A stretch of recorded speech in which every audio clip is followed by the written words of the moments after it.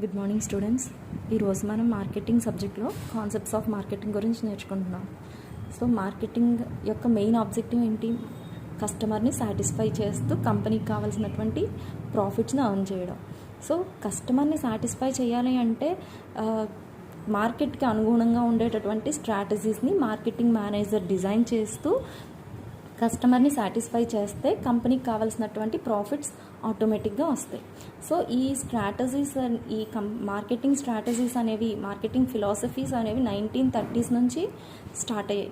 So first 1930sలో వచ్చినటువంటి concept ఏంటి అంటే production orientation concept or production concept. So good product needs no promotional efforts. అంటే మనం ఒక మంచి వస్తువు తయారు చేస్తే దాన్ని ప్రమోట్ చేయాల్సిన అవసరం లేదు, అంటే అడ్వర్టైజింగ్ ఇవ్వాల్సిన అవసరం లేదు అనే ఉద్దేశంతో వచ్చినటువంటి కాన్సెప్ట్ ప్రొడక్షన్ ఓరియంటెడ్ కాన్సెప్ట్. ఓకేనా? ఒక మంచి ప్రోడక్ట్ ఎక్కువ బల్క్లో తయారు చేసి మార్కెట్లోకి రిలీజ్ చేస్తే, అంటే కస్టమర్కి ఎదురుగుండా ఎక్కువ ప్రోడక్ట్ ఉంటే కస్టమర్ తనంతట తానే ప్రోడక్ట్ని కొనుక్కుంటాడు. కస్టమర్కి ఎలాంటి ప్రమోషన్ అవసరం లేదు, అంటే అడ్వర్టైజింగ్ కానీ సేల్స్ ప్రమోషన్స్ యాక్టివిటీస్ ఏమీ అవసరం లేదు అనే ఉద్దేశంతో వచ్చినటువంటి కాన్సెప్ట్ ప్రొడక్షన్ కాన్సెప్ట్. 1930s వరకు ఇదే కాన్సెప్ట్ని కంటిన్యూ చేశారనమాట. అంటే 18th సెంచరీ మిడిల్ నుంచి 1930s వరకు ప్రొడక్షన్ కాన్సెప్ట్నే ఫాలో అయ్యారు. సో 1930sలోనే ఈ ప్రోడక్ట్ ఓరియంటేషన్ కాన్సెప్ట్ అనేది కూడా వచ్చింది. సెకండ్ కాన్సెప్ట్ అనమాట ఇది. ప్రోడక్ట్ ఓరియంటేషన్ కాన్సెప్ట్ అంటే తను తయారు చేసే ప్రోడక్ట్కి కొత్త ఫీచర్స్ని యాడ్ చేయడం ద్వారా, అంటే ఇంకా కొంచెం క్వాలిటీ ప్రోడక్ట్ని, పర్ఫార్మెన్స్ని కొంచెం పెంచి కొత్త ఫీచర్స్ని యాడ్ చేయడం ద్వారా కస్టమర్స్ వాళ్ళంతట వాళ్ళే ప్రోడక్ట్కి అట్రాక్ట్ అవుతారు అనే ఉద్దేశంతో వచ్చినటువంటి concept product oriented concept. So ఈ ప్రోడక్ట్ ఓరియంటెడ్ కాన్సెప్ట్లో ఎగ్జాంపుల్ ఏం చెప్పుకోవచ్చు అంటే, ఇప్పుడు ఒక ప్రొడ్యూసర్ ఉన్నారు, ఉత్పత్తిదారుడు ఏంటంటే ఒక బోన్ ట్రాపింగ్ మెషిన్స్ని తయారు చేస్తున్నాడు అనుకుంటా, అంటే ఎలకలు పట్టే బోన్ తయారు చేస్తున్నాను అనుకుంటా. కస్టమర్ వాంట్ ఏంటి, అక్కడ తన ఇంట్లో నుంచి ఎలకల్ని బయటకు పంపించేయాలనే నీడ్ అక్కడ కస్టమర్కి ఉంది. సో ఇక్కడ ఈ ప్రొడ్యూసర్ ఏం చేస్తున్నారు, ఆ బోన్స్ని తయారు చేస్తున్నారు. తను తయారు చేసేటటువంటి బోన్స్కే, అంటే ఆ యొక్క కేజులకే కొత్త ఫీచర్స్ని యాడ్ చేయాలని అనుకుంటున్నాడు తప్ప కొత్తగా స్ప్రేస్ వస్తున్నాయి, అంటే ఎలకలు తినడానికి ఎలకల మందులు ఉన్నాయి లేదా స్ప్రేస్ ఉన్నాయి అనేటటువంటి ఆలోచన ఉండదు అనమాట. అంటే తను తయారు చేసేటటువంటి ప్రోడక్ట్కి మెరుగులు దిద్దాలనుకుంటాడు తప్ప కొత్తగా ఇంకొక వస్తువును తయారు చేయాలనేటటువంటి ఆలోచన ప్రొడ్యూసర్కి ఉండదు. ఇది ప్రోడక్ట్ ఓరియంటెడ్ కాన్సెప్ట్. అంటే కస్టమర్కి తగ్గట్టు, కస్టమర్కి కావలసినటువంటి ఫీచర్స్ని యాడ్ చేయాలన్న ఉద్దేశం ఉండదు. తను తయారు చేసే ప్రోడక్ట్కే కొత్త ఫీచర్స్ని యాడ్ చేస్తాడు అంతే ఈ ప్రోడక్ట్ ఓరియంటెడ్ కాన్సెప్ట్లో. So production concept, product concept. Next selling concept. 1940s నుంచి వచ్చినటువంటి కాన్సెప్ట్ ఈ సెల్లింగ్ కాన్సెప్ట్. ఇది కూడా same production concept, product concept లాగే సెల్లింగ్ కాన్సెప్ట్ ఏంటి, కస్టమర్. ఈ సెల్లింగ్ కాన్సెప్ట్ వచ్చేసరికి ప్రొడ్యూసర్ ఏం నమ్ముతాడు అంటే, కస్టమర్ తను తయారు చేసిన ప్రోడక్ట్కి ఎక్కువ ప్రమోషన్ ఎఫర్ట్ ఉంటే కానీ కన్జ్యూమర్ కొనడు అనేటటువంటి భావనలో ఈ సెల్లింగ్ కాన్సెప్ట్ ఉంటుందన్నమాట. అంటే కస్టమర్ ప్రోడక్ట్ కొనుక్కోవాలి అంటే కనుక ఖచ్చితంగా దానికి ప్రమోషన్ ఉండాలి, అంటే అడ్వర్టైజ్మెంట్స్, డిస్కౌంట్స్, ఆఫర్స్ ఉంటేనే కస్టమర్ కొనుక్కుంటాడు అనే ఉద్దేశంతో ఉండేటటువంటి కాన్సెప్ట్ సెల్లింగ్ కాన్సెప్ట్.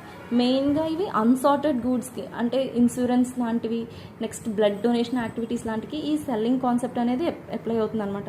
అంటే రిగరస్ ప్రమోషన్ ఉంటేనే అటువంటి ప్రోడక్ట్స్ వెళ్తాయి అనమాట. సో ఫస్ట్ ఇక్కడ ఈ సెల్లింగ్ కాన్సెప్ట్ అనేది ఎక్కడ స్టార్ట్ అవుతుందంటే, స్టార్టింగ్ పాయింట్ ఫ్యాక్టరీలో స్టార్ట్ అవుతుంది. అంటే ఎక్కడైతే వస్తువు ఉత్పత్తి అవుతుందో అక్కడ స్టార్ట్ అవుతుంది. సో తను తయారు చేసేటటువంటి ప్రోడక్ట్స్, ఎగ్జిస్టింగ్ ప్రోడక్ట్స్నే బయటికి పంపించాలనుకుంటుంది అనమాట. దేని ద్వారా? Selling and promotion. అంటే అడ్వర్టైజ్మెంట్స్ ద్వారా ఆల్రెడీ ఉన్నటువంటి ప్రోడక్ట్స్నే ప్రమోషన్ ద్వారా అమ్మేయాలనుకుంటుంది అనమాట. అలా అమ్మడం ద్వారా ప్రాఫిట్స్ని ఎర్న్ చేయాలనేటటువంటి కాన్సెప్ట్ని సెల్లింగ్ కాన్సెప్ట్ అని అంటారు. అంటే తను తయారు చేసే ప్రోడక్ట్ని ఏదో విధంగా బయటికి పంపించాలి, కస్టమర్కి అంటగట్టాలనే ఉద్దేశంతో ఉండేటటువంటి కాన్సెప్ట్ సెల్లింగ్ కాన్సెప్ట్. ఓకేనా? సో నెక్స్ట్ కాన్సెప్ట్ వచ్చేసి మార్కెటింగ్ కాన్సెప్ట్. 1950s తర్వాత వచ్చినటువంటి కాన్సెప్ట్ ఈ మార్కెటింగ్ కాన్సెప్ట్. సో ఈ పై 3 అంటే production concept, product concept, selling concept ఎక్కువగా ప్రొడ్యూసర్ ఓరియంటెడ్ కాన్సెప్ట్స్ అన్నమాట ఇవన్నీ. ఇవి ఇక్కడికి వచ్చేసరికి మార్కెటింగ్, సోషల్ మార్కెటింగ్ వచ్చేసరికి కస్టమర్ ఓరియంటెడ్ కాన్సెప్ట్స్ ఇవి.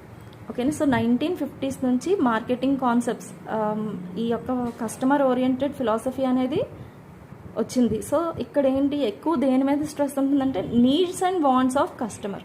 సో ప్రోడక్ట్ మీద, తను తయారు చేసే ప్రోడక్ట్ మీద మార్కెటింగ్ కాన్సెప్ట్లో ఎక్కువ కస్టమర్కి ప్రిఫరెన్స్ ఎక్కువ ఉంటుంది అనమాట. ప్రొడ్యూసర్ తను తయారు చేసే ప్రోడక్ట్ మీద ఎక్కువ ఇంపార్టెన్స్ ఇవ్వడు. కస్టమర్కి ఏది అవసరమో, కస్టమర్కి ఏది నీడ్ ఉందో దాన్ని కస్టమర్కి ప్రొవైడ్ చేయడానికి మార్కెటింగ్ కాన్సెప్ట్ ఎక్కువ స్ట్రెస్ చేస్తుంది అనమాట. సో ఫస్ట్ ఫర్ ఎగ్జాంపుల్ ఏంటంటే మనం రిఫ్రిజిరేటర్స్ యూజ్ చేస్తూ ఉంటాం. సో అవి ఏమవుతాయి, పాత రిఫ్రిజిరేటర్స్ తీసుకుంటే అవి బ్యాక్ సైడ్ నుంచి వాటర్ బయటకు వచ్చేస్తూ ఉంటుందన్నమాట. సో అక్కడ కస్టమర్ నీడ్ ఏంటి, అస్తమానం బయటకు వచ్చేస్తుంటే దాన్ని క్లీన్ చేయడం చాలా కష్టమైన ప్రాసెస్. సో కస్టమర్ నీడ్ ఏంటి, అక్కడ అలా వాటర్ లీక్ అవ్వకుండా నీట్గా ఉండాలి అనుకుంటారు కదా ఫ్రిడ్జ్. సో మార్కెటర్ ఏం చేయాలి, కస్టమర్ నీడ్ని గమనించి తనకి అవసరమైనటువంటి ప్రోడక్ట్ని డిజైన్ చేయాలన్నమాట. అంటే ఆ ఫ్రిడ్జ్ ఆటోమేటిక్గా డ్రై అయిపోయేటటువంటి సిస్టమ్ని ఏదో ఒకటి ఇన్స్టాల్ చేయడం ద్వారా కస్టమర్ నీడ్ని అక్కడ సాటిస్ఫై చేయగలుగుతున్నారు. సో మార్కెటింగ్ కాన్సెప్ట్ ఏం చేస్తుంది, needs and wants of customer యొక్క అవసరం ఏంటో తెలుసుకొని ఆ కస్టమర్కి సాటిస్ఫై చేయడానికి బెటర్, ఆ కాంపిటీటర్ కన్నా మనం బెటర్ ప్రోడక్ట్ని అందచేస్తూ కస్టమర్ని సాటిస్ఫై చేయడమే మార్కెటింగ్ కాన్సెప్ట్ యొక్క మెయిన్ ఆబ్జెక్టివ్. ఓకేనా. నెక్స్ట్, సో ఈ మార్కెటింగ్ కాన్సెప్ట్ ఎక్కడ స్టార్ట్ అవుతుందంటే మార్కెట్లో, అంటే కన్జ్యూమర్స్ దగ్గర స్టార్ట్ అవుతుంది.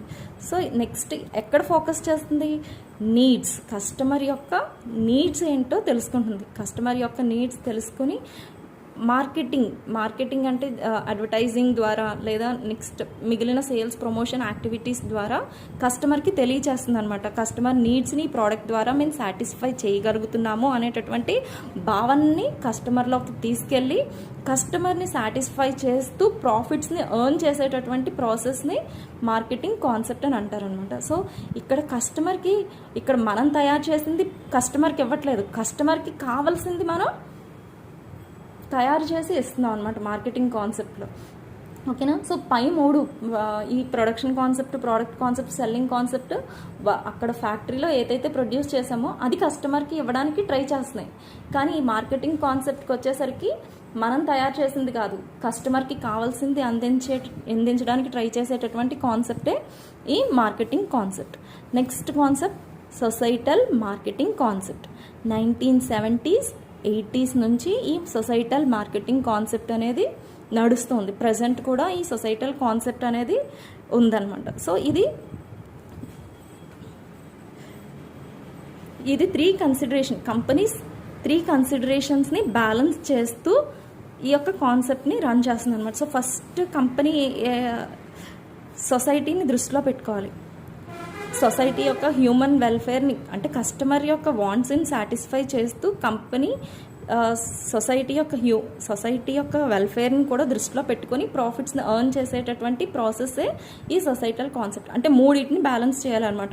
కస్టమర్ వాంట్స్ని సాటిస్ఫై చేయాలి, హ్యూమన్ వెల్ఫేర్ని దృష్టిలో పెట్టుకోవాలి, ప్రాఫిట్స్ని ఎర్న్ చేయాలి. సో అంటే ఫర్ ఎగ్జాంపుల్ ఇప్పుడు మనం మెక్డానల్డ్స్ తీసుకుందాం. మెక్డానల్డ్స్లో పిజ్జాస్, బర్గర్స్ ఆర్డర్ చేస్తున్నాం. సో అవి తినడం వల్ల ఓకే కస్టమర్ సాటిస్ఫాక్షన్, కస్టమర్కి కావాల్సినటువంటి టేస్ట్, కస్టమర్ సాటిస్ఫై అవుతున్నారు. టెంపరీగా కస్టమర్ సాటిస్ఫై అవ్వచ్చు. కానీ అవి తినడం వల్ల ఏమవుతుంది, ఒబిసిటీ, అక్కడ కస్టమర్స్ ఫ్యాటీ ఫుడ్ తినడం వల్ల ఒబిసిటీ పాలవుతున్నారు. సో కస్టమర్ ఇక్కడ నెక్స్ట్ అవి కన్వీనియంట్గా ప్యాకింగ్ చేయడం ద్వారా పొల్యూషన్ ఎక్కువైపోతుంది. సో ఇలాంటి జాగ్రత్తలు కంపెనీస్ తీసుకోవాలన్నమాట. ఏంటి, ఫ్యాటీ ఫుడ్ కాకుండా కొంచెం మంచి ఫుడ్ని అందించడం. నెక్స్ట్ పొల్యూషన్ ఎక్కువ అయిపోకుండా, అంటే ప్యాకింగ్లోన అది చిన్న మార్పులు చేయడం ద్వారా సొసైటీ యొక్క వెల్ఫేర్ని కూడా దృష్టిలో పెట్టుకుంటూ ప్రోడక్ట్స్ని అందించేటటువంటి కాన్సెప్టే ఈ సొసైటల్ మార్కెటింగ్ కాన్సెప్ట్. ఓకేనా. సొసైటల్ మార్కెటింగ్ కాన్సెప్ట్ అంటే అర్థమైందా? ఈ సొసైటల్ మార్కెటింగ్ కాన్సెప్ట్ అనేది మీకు విడిగా కూడా క్వశ్చన్ అడగచ్చు. సో ఏంటి, ప్రోడక్ట్ని కస్టమర్ని సాటిస్ఫై చేయాలి, తన ప్రాఫిట్స్ని ఎర్న్ చేస్తూ సొసైటీ యొక్క వెల్ఫేర్ని కూడా దృష్టిలో పెట్టుకోవాలి. అంటే పొల్యూషన్ అది కంట్రోల్ చేయడం, నెక్స్ట్ కస్టమర్ యొక్క హెల్త్ బెనిఫిట్స్ని దృష్టిలో పెట్టుకొని ప్రోడక్ట్స్ని అందించేటటువంటి కాన్సెప్ట్ని సొసైటల్ మార్కెటింగ్ కాన్సెప్ట్ అని చెప్పచ్చు.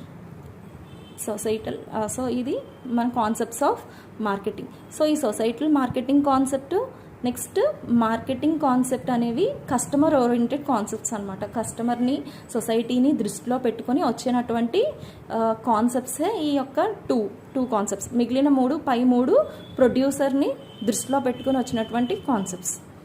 Thank you.